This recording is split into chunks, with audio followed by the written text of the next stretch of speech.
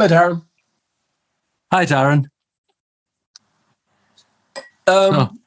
There's Go on. Speak to me. There's a new Queen single out today. I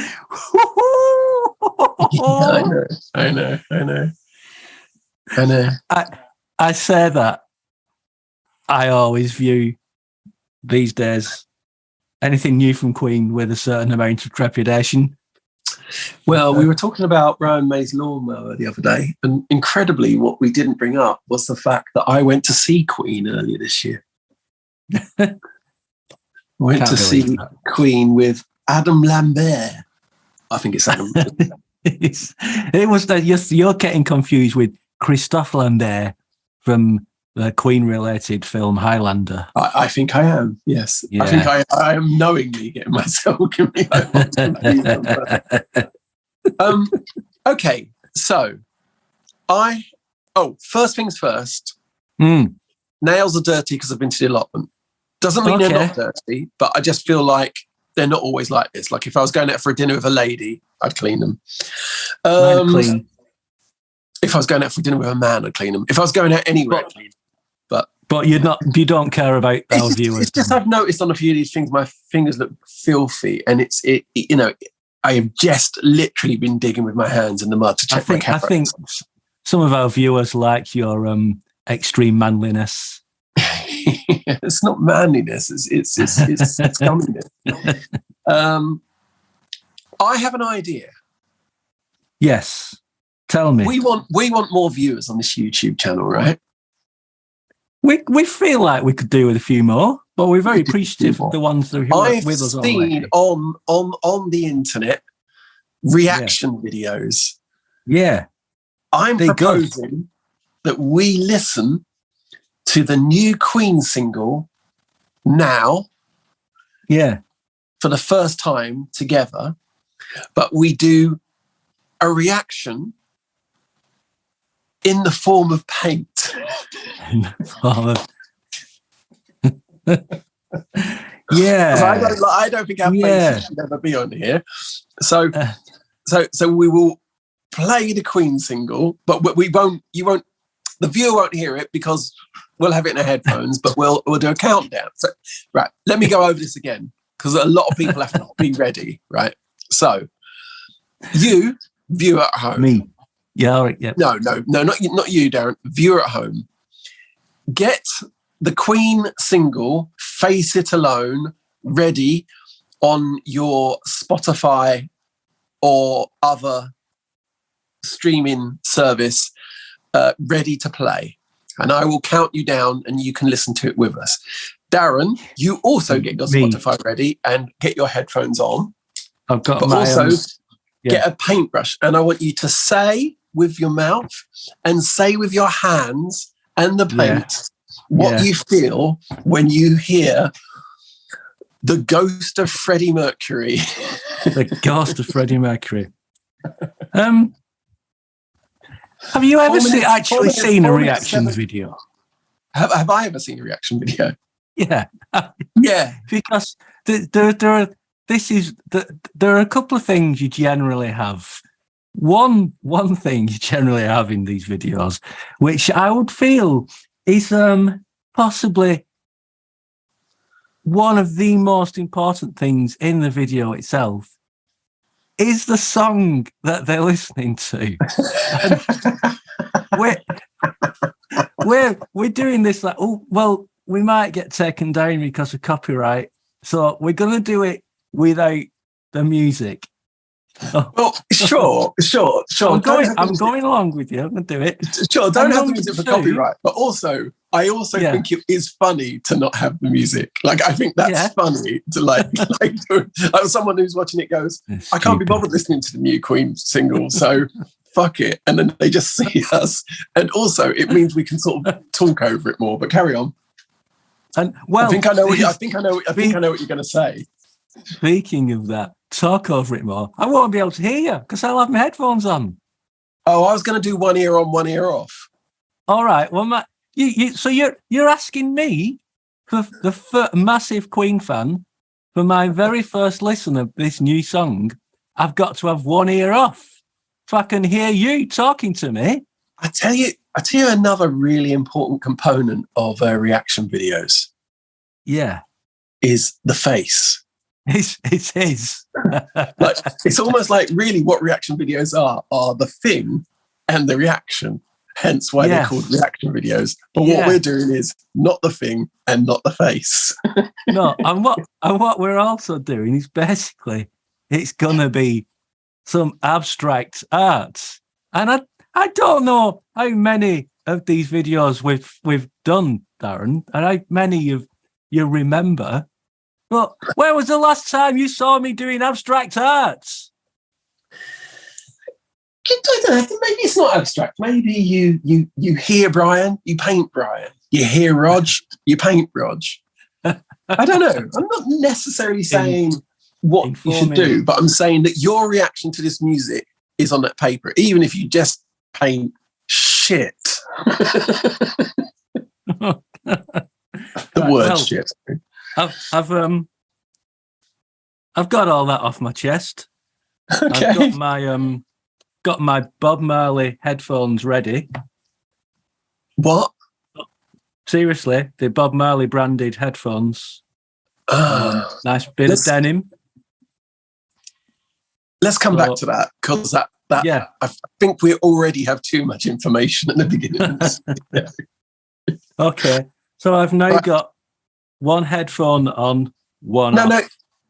Well, maybe they have done something wacky with the stereo. Maybe headphones fully on. Then I won't hear you. Okay, all right. Well, do what you want. Do what you want. I'll have one on, one off. Okay. Where is it? It's there. I can see it. I've got this page here, which is quite embarrassing because it looks like I was previously listening to Hefner. Learning my own lyrics. I listen to my music a lot. So, are we ready? Right then. Okay, I'm going to go 3, 2. It won't be an exact science, will it? But let's see. No. Are you ready? Is everyone ready? You at home? We going on the go or the one? 3, 2, 1, and on the go. Yeah. And we're listening to Queen's new single, "Face It Alone." Right? 3, 2. This is actually it now. This is it. This isn't a test. No, this is not a test. No. When I say go, me, you, and possibly 10 to 15 viewers. Yeah. Press go. Got the giggles. 3, 2, 1, go. Oh, ominous. Really shit drum sound.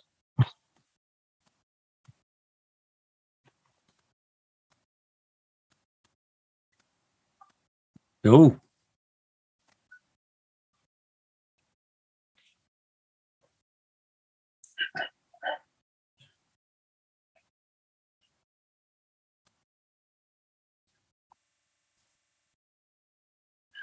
Chorus never dates on a guitar, does it?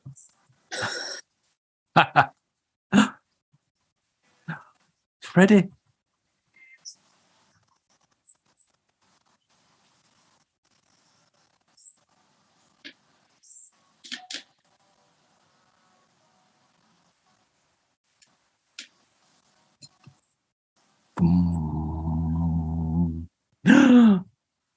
Oh, yeah.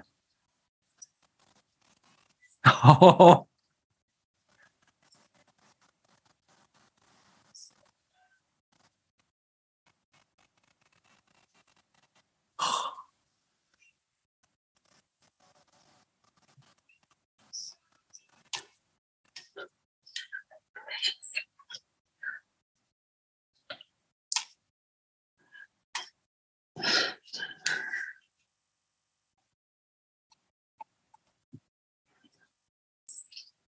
Oh, yeah.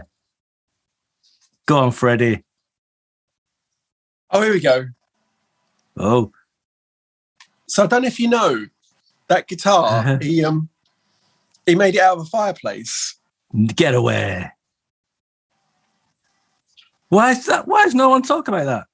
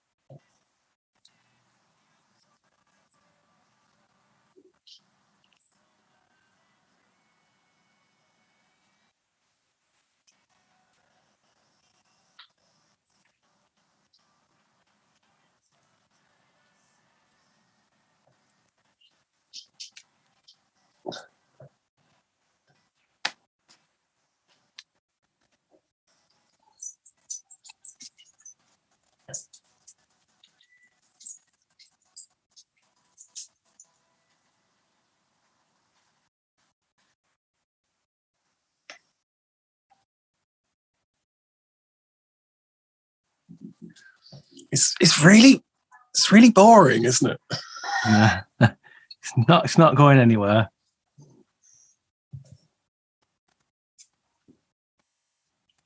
I'm sort of trying to represent John Deacon over here on the left-hand side now.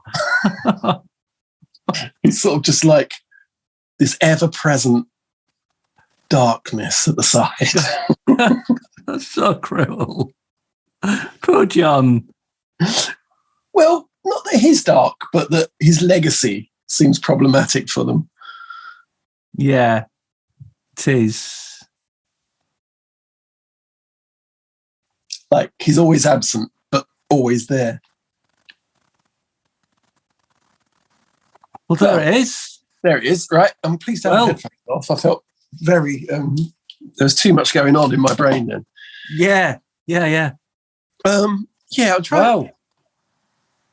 Well, let me have a look at yours. Well, I mean, they're paintings, aren't they? They are. Mine looks like a rhinoceros running somewhere. I enjoyed sort of drumming when the big drums came in. I was enjoying sort of drumming with the paintbrush, making these splats. Yeah, me too. And I sort of kind of think up here maybe was the guitar solo.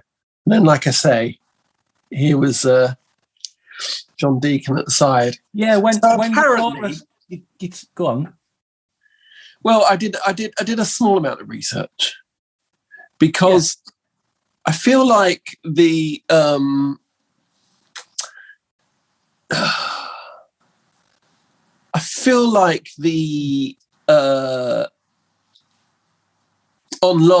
they're sort of being ever so slightly disingenuous about like what's happened here, which is a thing that kind of annoys me with Queen quite a bit. Right. And so, we found this thing. It was, we didn't think it was usable, but, it is because now we've decided it is or something. Right. And I've lost the quote now. And I'd found this, so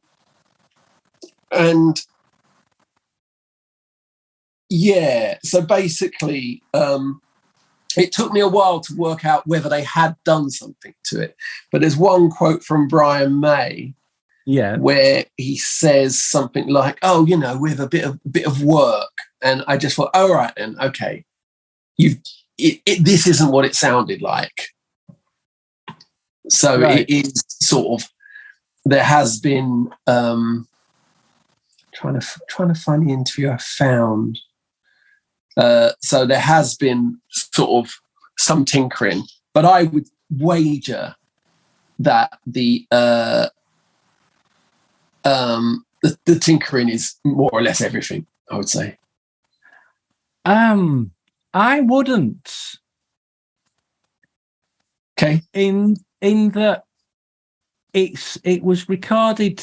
I could be wrong, obviously. It was recorded for the sessions for the Miracle album. Yeah. And it sounds like it could have come from that album. No, I think it is from the album. So apparently there's like an 8 CD version of The Miracle coming out. Right. So, but it kind of sounds like it sounds like the similar sort of sound. Although reading this, I just got an article up now, and it says there's 6 hitherto unheard songs recorded. So have they all been worked on? I'm looking at The Guardian. I'm looking at The Guardian now. Yeah, me too. May apparently thought it was unsalvageable until corrected by studio engineers. Possibly, well, okay, that word's there, so it means, possibly armed with the kind of AI-assisted technology that was used on the Beatles' Get Back documentary. No, that can't be right, because Peter Jackson's been really, really possessive of that technology, isn't he? Well, I don't even know what that means, to be honest. It's the same technology they've used for the Revolver reissues to separate individual instruments. Right, okay. So they're using a computer to work out what the drums would sound like on their own. Is that it? Probably, yeah. Right. So in that case, what we could have here is something just being... this could just be something remixed. Possibly. Remixed with additions. Yeah. With some overdubs and stuff. I sort of feel like if it had sounded like this before, it would have been out before, maybe. That's true. Yeah, that's true. Because it's not like they've... But it's just, there's something about Queen where they always they never really come fully clean on stuff like that. It's kind of very Queen to sort of be slightly vague about what this is. Yeah. Oh, yes, it's brilliant. We just found it. And yeah, there it is. Well, okay, so what did you do? No, and it's just there. It's just Freddie. And Freddie's great. And it's great. And yeah. And they're always like that. And I think there's something about Roger and Brian that don't do themselves many favors in that respect. They're very showbiz. Literally, the show must go on, and even the thing when John Deacon does kind of disappear from the band, it's almost like it didn't happen. It's almost like, we don't talk about that. Yeah. I was going to. Can we talk about the song? I need to mention this, that the song itself don't really go anywhere. However, you would have heard me in the video.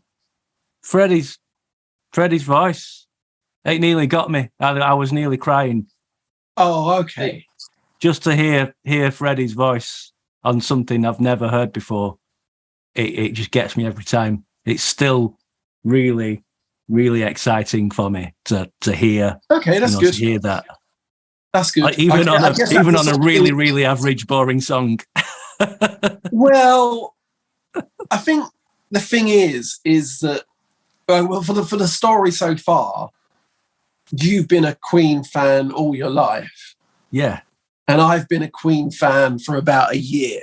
Would you even say a Queen fan? I would a little bit of a Queen fan. I quite like them now, and I've been to see them. But that's that's quite a big shift, because I would say previously I almost actively disliked them. Yes, so for me to have warmed this much, and I seem to remember sort of piping up on Twitter sometimes when you used to mention them. So I think for me to even be a moderate fan is quite a thawing of it's quite a glasnost in my relationship with Queen. But I would say there is something, and I think you would agree, there's something kind of slightly, there's always something seedy about everything they've done post Freddie.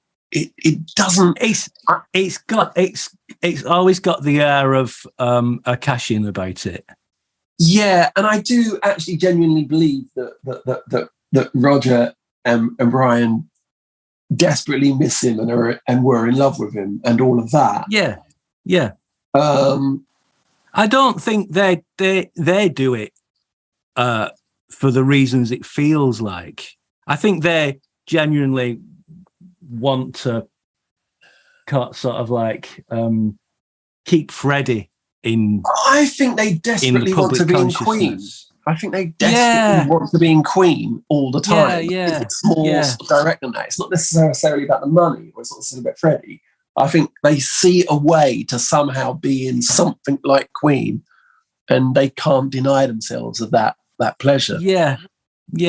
I think that's why they struggle with John not being part of it. I don't think they understand. I think with if John Deacon was in it,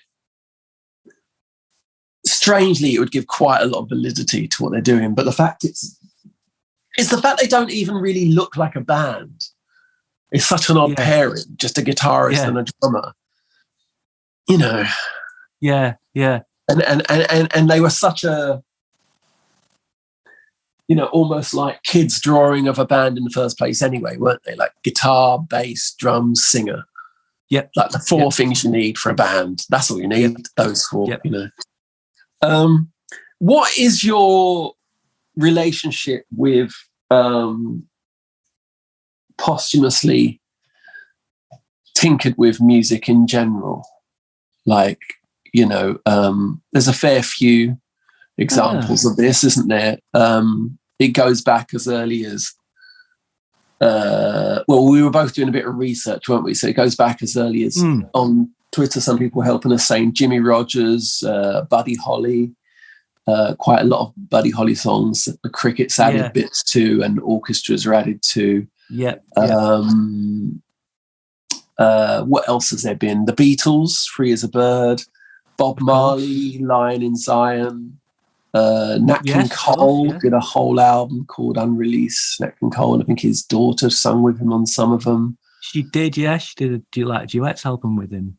Frank Sinatra as well, didn't he? Did he do some with him?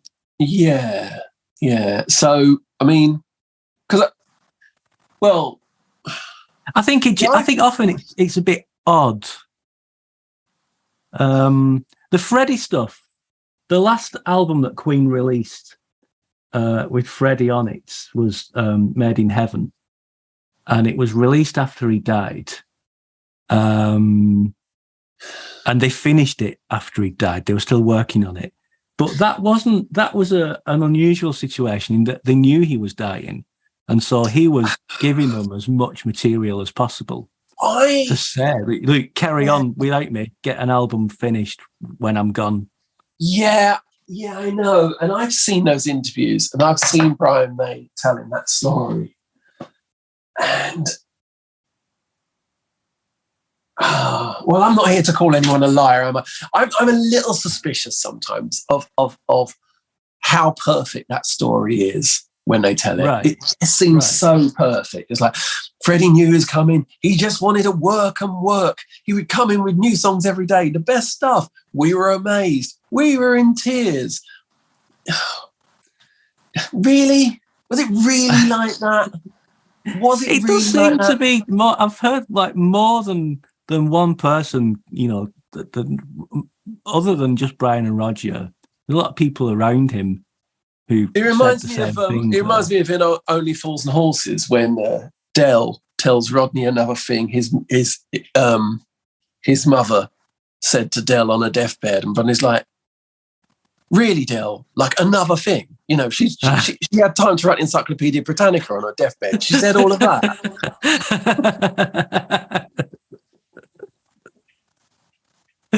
I think there's a bit of that in the story, but I think that story is probably egged. And I think the Made in Heaven album still has things from his solo record and other stuff. So it's not really an unfinished album. It does. And actually, they're the ones that I'm not keen on because they were already good anyway. Exactly. Yeah. So even on the first post Queen album, you can tell they're going through the backs of cupboards and stuff, can't you?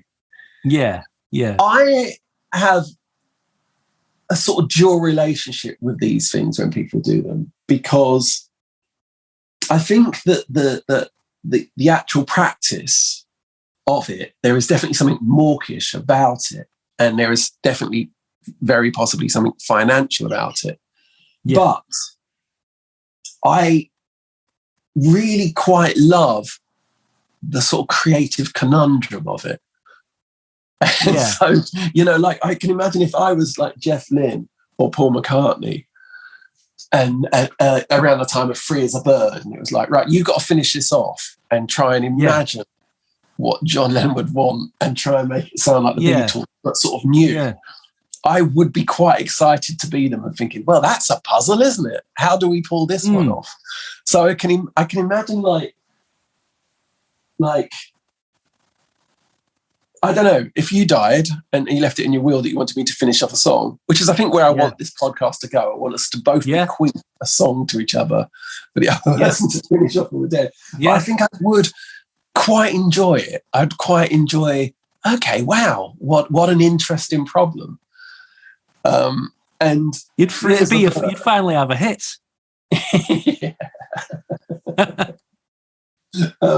Free as a Bird and Real Love, I actually think are really brilliant. Actually, I really like them. I don't. I like them. Yeah, I don't think that they're Beatles songs. Really, I don't think that, you know, Free as a Bird is the song that comes after, you know, Her Majesty on Abbey Road in the sequence of Beatles songs. I don't think it deserves to be on a best of the Beatles song album, because it would sound weird. But I think that it's good in a way that we didn't realise it was good at the time. It's just weird, because on that they've got this kind of cassette version of his voice, all warbly and strange on the top, like it's through a Leslie speaker. Then you have this ELO drum sound underneath it. It's a mixture of so many strange things. And then there is a sort of a little, even though he's not credited for it, there is a bit that McCartney writes on it, isn't it? Right. A bit that goes, whatever happened to the love that we were in? Of course. McCartney actually wrote that and put it in, but I think I'm guessing Yoko said, nah, the credit's just going to be John Lennon, or there was some, you know, reason why McCartney couldn't get the credit for that. But I think that's my favourite one. I think the Beatles is my favourite one. So I sort of, I know it sounds like we're taking the piss, but I am always quite interested when this happens. I'm always quite curious as to what they've done. But as you say, with this one, maybe they didn't do much at all. You know. So, which if a band, which trying to put this right, which of your favourite bands would you hope they suddenly discover a lot of unrecorded stuff and like remaining members finish it off? Well, there's two things here, isn't there? There's the finishing off of a track, which is one thing. There is also the kind of just rifling through someone's underwear drawer, to find anything and release it, you know. So like Smile, Beach Boys' Smile was one, wasn't it? It was a legendary unreleased album, even though almost everything had already been released. Well, also, I mean, everything the best things have been released. They certainly put Surf's Up on the Surf's Up album. And then when we finally heard Smile, it was pretty much just the melody to Heroes and Villains recorded 50 billion times, wasn't it? It was the same Three Blind Mice melody. So, we were talking about doing a video on Revolver, this expanded Revolver, and I think this will come up again then. So I think we're now used to having access to everything, really. I mean, there will be a point soon when we have if not already, we have access to every note the Beatles recorded. For my birthday last year, my friend Michael Wood gave me a little USB drive with a Beatles keychain on it. He said, here you go. And it's about, like, I don't know, 8 or 9 hours of endless sessions and them talking in the studio and stuff. Yeah, yeah. I'm not even saying it's bad. I'm not even like that. No. But what I'm saying is your relationship with it is something different, isn't it? You know, it's like when we watch Get Back, we're watching it and listening to it, but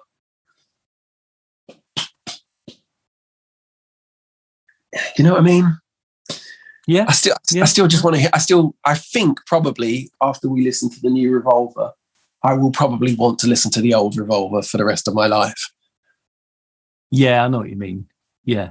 And, well, I will, because I've not. I won't be buying the new Revolver, so I'll just go back to my old one.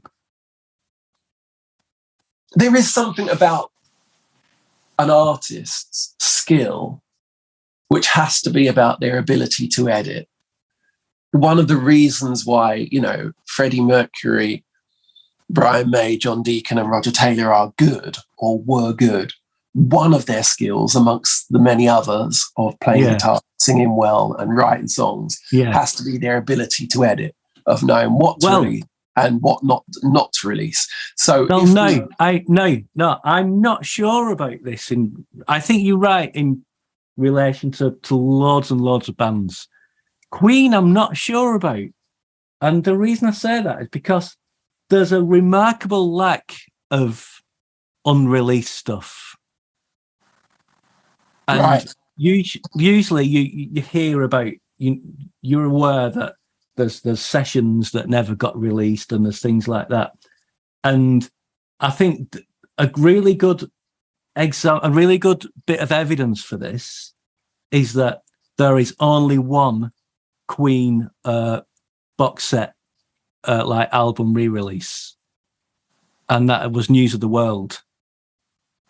And I wonder, with a band like Queen, who are always seeking to monetize their fame and their back catalogue, why haven't they released like anniversary editions for previous albums? And I think this is why they've got nothing else. Okay, great. But maybe that in a sense makes my point even more valid in a way. If they were so sort of like, we only really concentrate on the stuff that's going to make it through, you know, if John's got a song, then we'll see it through to the end and we'll release it. Like there's no scraps left on the plate with Queen. And I've heard, like McCartney always said that about the Beatles. McCartney said, like through the 70s and 80s, he would say there isn't anything else. That's the best stuff.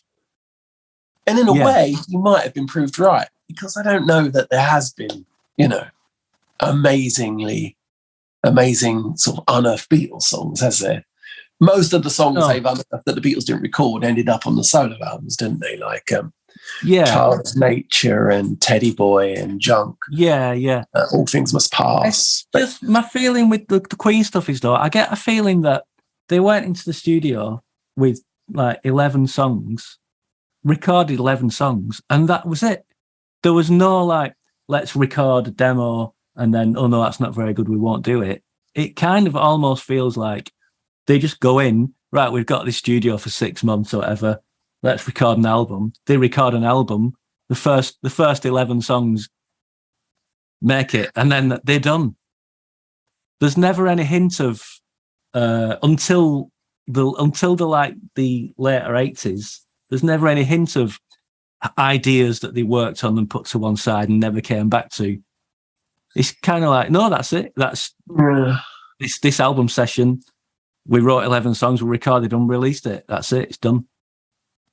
It's interesting. I mean, there was a point when all this started. When did all this start? I seem to remember as early as the 90s, albums being reissued with extra tracks. I think it was the CD, wasn't it, that perhaps started this, because with the CD, this extra more amount of time. Records were 45 minutes. Now we had this medium that could have more than 45 minutes. And I can see them from where I'm sitting. I can see expanded and extra editions I can see a colossal version of Lou Reed's New York down but beside me. And also I should admit that I've done it. I've released some of the Hefner albums as 2 CDs with mainly B-sides, but certainly some lost and different versions of songs.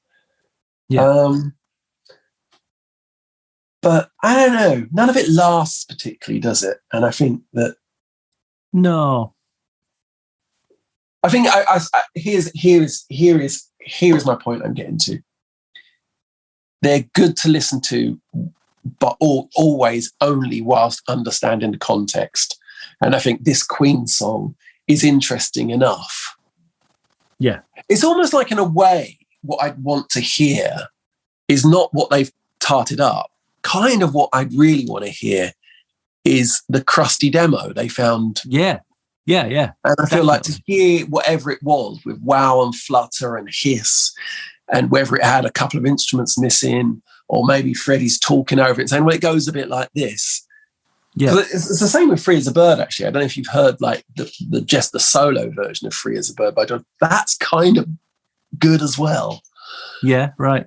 And because there's quite a lot of emotion to those recordings, because you're hearing someone being recorded unaware. You're hearing John Lennon thinking, no one will ever hear this. This is just a demo to send to the publishing company. Yeah. That looks, I'm quite pleased with my painting.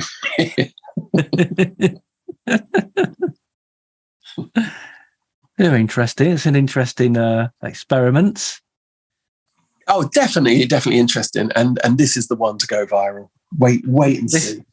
I mean, we'll be getting booked on the BBC News, Good Morning, or whatever. I'm sort of thinking we should revive the programme Late Review with Mark Lawson. But people... Was that Tom Pauling was in it? Tom Pauling was often on it. Jim McGreer was I don't know. He always said that. I don't know. Oh, that sounds exactly like Tom Pauling. But would you like to hear what it's like for Freddie Mercury to walk in the room now, to be on this podcast? Would you like to hear him? Yes. The Spirit of Freddie Mercury tour. Yes, do it. I will not be a poster boy for age. I was born a performer, and a performer I will be. Hey, where have you got that recording from? Yeah, no. Here's another one. We're a band of misfits, Queen, just like our fans.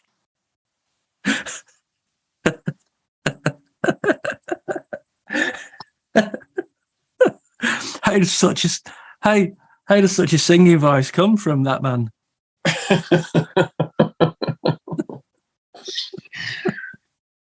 Wait until you hear my John Merrick impression. It's completely different.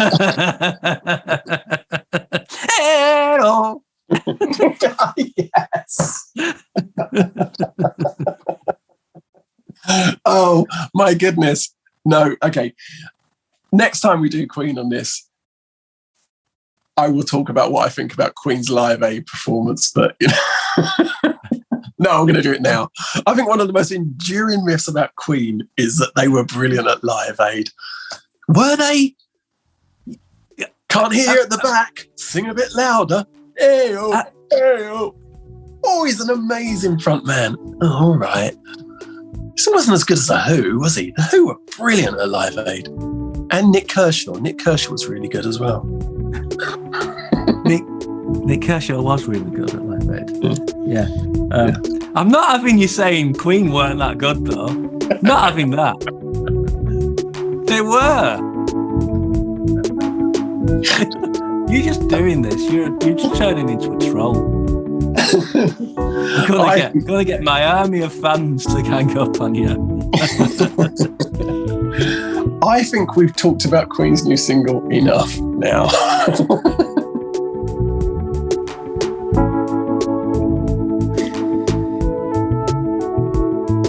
Really good pictures, though. I think these pictures are better than they deserve to be.